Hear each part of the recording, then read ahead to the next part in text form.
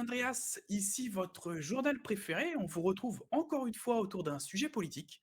Après 3 mois de mandat, Madame Sam Danvers et Monsieur Mathias Diers du parti ASAP acceptent de nous recevoir pour faire un état des lieux à quelques minutes de la passation de pouvoir. Durant leur mandat, ils ont affronté des défis majeurs, pris des décisions cruciales et porté des réformes qui continueront de façonner notre État pour les années à venir.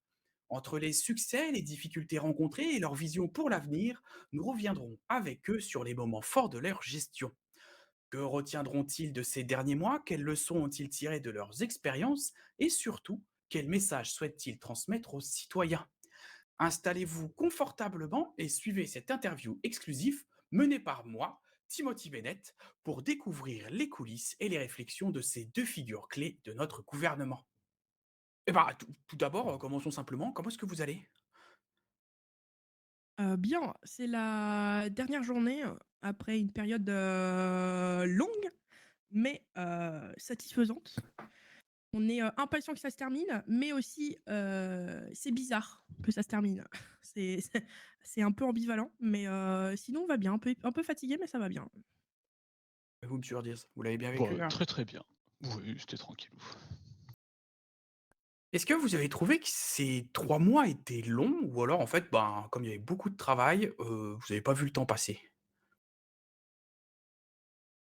C'était long et pas assez long à la fois. Long dans le sens où, il y a des journées qui étaient assez à rallonge. Oui, il y a eu des journées où elles étaient, mais c'est normal, c'est la charge de travail. Et pas assez long à la fois où on se dit, «On aurait bien voulu faire ça en plus, on aurait bien voulu faire ça en plus, on avait oublié ça, ou on aurait pu faire encore plus» et cetera. Donc c'est long 3 mois, mais c'est aussi, des fois on se dit, «On peut toujours aller, un petit extra kilomètre en plus» et donc je dirais les 2 à la fois. OK. Pour vous, quel a été le plus important des défis que vous avez relevés pendant ce mandat? Si vous deviez en choisir qu'un seul des défis, importants? La je dirais que le défi alors, en charge de travail, je dirais que ça a été la directive Marshall qu'il a fallu, se mettre, en diapason avec eux et faire les nécessaires. Donc ça, c'était en charge de travail, mais je dirais qu'en complexité, c'était les relations avec l'ancien BDP, qui étaient vraiment pas faciles, sur lequel on avait énormément de retours négatifs et sur lesquels il a fallu qu'on gère dès le début de notre mandat des problématiques. Donc je dirais en termes de difficulté, ça aurait été, c'est ça que je mettrais dans mon top 1. OK, très bien. Est-ce que vous avez des regrets sur des projets? Vous avez pas eu le temps justement, vous avez dit que des fois, il y avait pas le temps. Est-ce que vous avez des regrets justement par rapport à ça?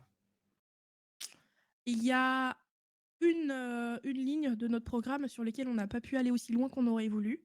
C'était la notion des secrets professionnels, enfin légiférer et ou faire de la pédagogie, sur les secrets professionnels, la notion de ce que l'assemblée peut parler entre elles ou pas et cetera.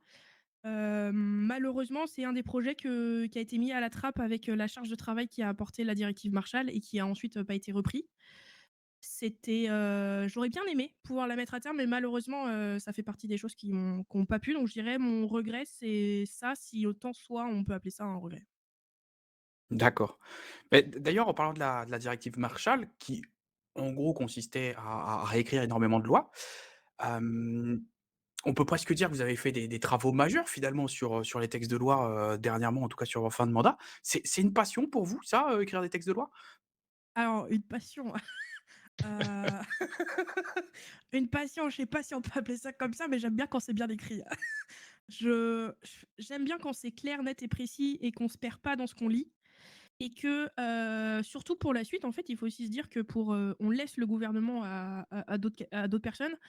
Il faut pas non plus que si vous voulez changer un article, il faut penser à lire tous les autres pour vérifier que s'il y ait pas un doublon quelque part qui traîne et qu'après vous aurez une loi qui va se contredire. Donc la réécriture du code du judiciaire était nécessaire dans le sens où, ça commençait à être redondant quelques fois. Donc pour nous, il y avait un travail de fond à faire en plus de se mettre en en alignement avec en accord avec la directive Marshall. OK, très bien, merci. Hem Passons un petit peu plus à un peu peut-être à de l'actualité qui s'est passée dernièrement. Lors, des questions-réponses avec la liste BAT, on a monsieur Spencer qui a clairement pointé du doigt que vous auriez été grandement muselé par votre parti. Du moins c'est son sentiment. Quelle est votre réaction à cette accusation? Heu, on l'a jamais caché et ASAP ne l'a jamais caché pardon. C'est vous élisez un parti à la tête du gouvernement plus que des individus. Certes, on est les représentants, certes, on travaille et cetera, mais c'est aussi nous sommes ASAP en plus d'être, des individus. Donc on représente, notre parti. Donc ça veut dire que souvent, pas tout le temps parce qu'on a aussi nos opinions personnelles et on veut emmener le gouvernement dans une sens, mais oui, nos lois sont, discutées avec le parti, on va dire à 90 on va dire sur le principal. Donc quelquefois, il arrive que, nos façons de faire, soient alors je dirais pas imposées par le parti parce que c'est pas vrai, c'est pas imposé, c'est juste qu'on en discute et quelquefois, on change d'avis. Ça s'appelle, la vie et d'être des adultes et d'être capable d'argumenter. Donc changer d'avis, c'est bien. On n'est pas 100 d'accord avec le parti puisque un parti est fait aussi de personnes différentes et d'opinions différentes et heureusement parce que ça fait la richesse du parti. Ça fait que, quand on se consulte entre nous, on a tous des avis différents et c'est très bien, heureusement. La pluralité, elle est, est, elle est, nécessaire. Donc oui, il est arrivé que, j'ai des avis contraires à, mon parti. Ça veut pas dire que j'ai été muselée, ça veut pas dire que, ça veut pas dire qu'on a été obligé de faire des choses qu'on ne voulait pas faire. Ça veut juste dire que, des fois, j'ai pris des décisions qui étaient, pas à 100 en adéquation avec le parti ou que, le parti était pas, 100 d'accord avec ce que je faisais. C'est la vie politique. C'est là-dessus, c'est avec, la direction de mon parti, donc avec, mon directeur de parti, président de parti, excusez-moi, monsieur Parnasse, on a eu des discussions, régulières sur, les directives, en tout cas sur les non pas les directives, excusez-moi, les directions et les directives, qui sont faites. Donc non, je dirais pas muselé, je dirais juste que oui, on peut avoir des opinions différentes, et heureusement. Si on peut résumer, c'est finalement un travail de groupe de votre part, Oui, avec les autres membres de votre parti, en fait? exactement. OK. Et ben, toujours concernant la liste BAT, on a vu que vous avez, publié, là, très récemment, un nouvel organigramme dans lequel on retrouve justement, les futurs gouverneurs et gouverneurs adjoints, à défaut d'avoir, 2 listes, vu que donc ça va forcément être, élus. En tant que conseiller, quelle était votre réflexion derrière cette décision? Alors, bah, simplement, on va dire, j'ai mis en, comme j'ai fait à chaque, mairie quand il y avait qu'une seule liste derrière, de, bah, permettre, la transition et qu'ils voient déjà les choses en avance, les comment fonctionnent, bah, pour les mairies ou là pour le gouvernement et tous les documents et tout comme ça, la transition est meilleure pour que quand ils arrivent en poste. Donc ça a été proposé, au début des votes. Très bien. Madame Danvers, ce n'était pas votre premier mandat depuis votre arrivée sur l'île. Avez-vous trouvé celui-ci différent, justement, de ce premier mandat? Alors, il est forcément différent parce que, la les dates sont pas les mêmes. Je Quand j'ai été gouverneur, c'était il y a plus d'un an et demi. Mmh. La la ville, l'État, les concitoyens, beaucoup de choses a changé. Concrètement, la 1re fois que j'ai été gouverneur, les juges n'existaient pas encore. Donc c'est pour vous dire à quel point c'était différent. Donc en effet, ce gouvernement était différent. Il était similaire dans le sens où, je suis accompagnée par une personne, avec qui, j'ai confiance et on est capable de parler. Heureusement, on est capable de se supporter mutuellement. Il le faut, heureusement. Donc sur ce côté-là, on va dire le côté humain, c'était pas, différent. Mais par contre sur le côté, travail, oui.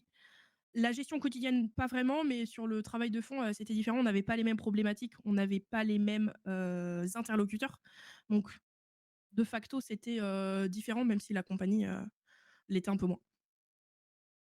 Et du coup, est-ce que vous étiez un peu plus sereine, du coup, sur ce deuxième, un peu avec, peut-être le gain d'expérience du premier. Sereine, non, même c'est pas sereine le terme que j'utiliserais, je dirais juste que j'étais plus expérimentée à comment, traiter un problème. C'est-à-dire l'expérience de, concrètement, si j'ai un problème sur tel sujet, qui est-ce que j'appelle? Qui est-ce que je peux consulter? Qui a la connaissance? Qui est capable de m'aider? Qui est pas capable de m'aider? C'est plus on va dire que le process est plus rapide. On arrive plus facilement à une solution. Donc là-dessus, je dirais que c'est ça. OK, très bien. Et du coup, justement, c'est une fin de carrière politique pour vous? Ou, vous prenez du temps pour, faire autre chose et on vous revoit dans quelques mois dans un nouveau projet? Alors, carrière politique, on va dire de carrière de politique, élue, sur des postes élus, ça va être, c'est mon dernier mandat, je dirais mon dernier mandat, mais il faut jamais dire jamais dans la vie, donc je dirais mon dernier mandat avant un très, très long moment. Je vais retourner à la vie civile, prendre un peu de temps pour moi, voir si je peux, où est-ce que je vais atterrir, pour l'instant, c'est pas encore sûr à 100, donc je préfère ne rien dire. Mais un peu de temps pour moi, un peu de temps pour mes proches aussi que malheureusement j'ai assez peu vu pendant cette période. Donc mais par contre, je continue la politique, mon engagement à travers ASAP est continu. En tout cas sur le fond, la forme et cetera. Je continue mon engagement politique et en tant que nous serons un parti d'opposition, en tout cas, sur BAT. Autant vous dire que opposition ne veut pas dire qu'on va dire non à tout, hein. C'est pas le rôle, mais en tout cas, on sera là pour faire aussi notre rôle, de parti politique de Lille. Je continuerai en tout cas mon engagement politique vis-à-vis de ça. OK. Et vous, monsieur Diers, la politique, des projets? Pour le moment, non. Je pense que j'ai déjà fait pas mal de temps dans les administrations, donc en tout cas pour le moment, ouais. Je resterai dans la politique comme, avec le parti et faire, voir tout ça, mais pas d'administration, future en tout cas. Avez-vous un dernier mot en tant que gouverneur et gouverneur adjoint à transmettre aux citoyens de San Andreas? Déjà, je voudrais remercier, les tous ceux qui ont travaillé avec nous, pendant notre mandat, donc les chefs de service, les chefs d'administration, donc les maires, maires adjoints, toutes les personnes de l'assemblée, les juges. Hem, Bah, merci à eux parce que, travailler avec, des gens qui sont, qualifiés et expérimentés, c'est toujours agréable.